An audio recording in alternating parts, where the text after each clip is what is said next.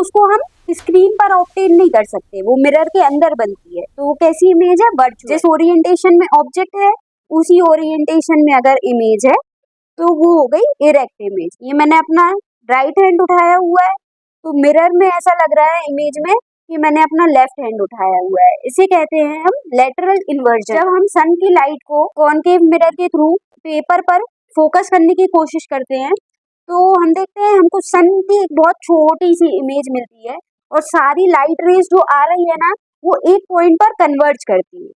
अब सन के through light rays आ रही है, मतलब लाइट रेज कैसी आ रही है? पैरेलल।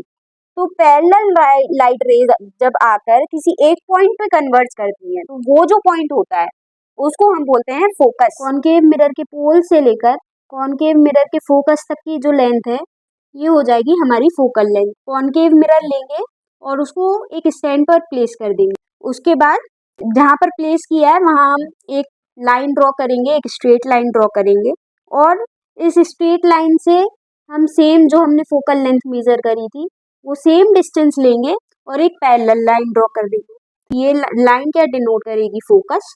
फिर ऐसे ही इतनी दूरी पे एक और लाइन ड्रॉ कर देंगे तो ये लाइन क्या डिनोट करेगी? सेंटर ऑफ कर्वेचर, क्योंकि focal length is what? Half of radius of curvature.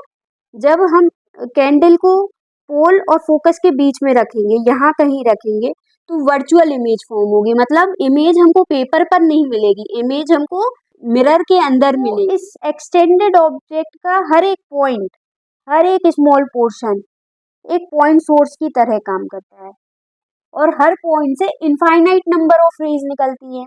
इस पॉइंट से इनफाइनाइट नंबर्स ऑफ रेज निकलेंगी, इस पॉइंट से इनफाइनाइट नंबर ऑफ रेज निकलेंगी, इस पॉइंट से इनफाइनाइट नंबर ऑफ रेज निकलेंगी। ऐसे हर पॉइंट से इनफाइनाइट नंबर्स ऑफ रेज निकलती हैं।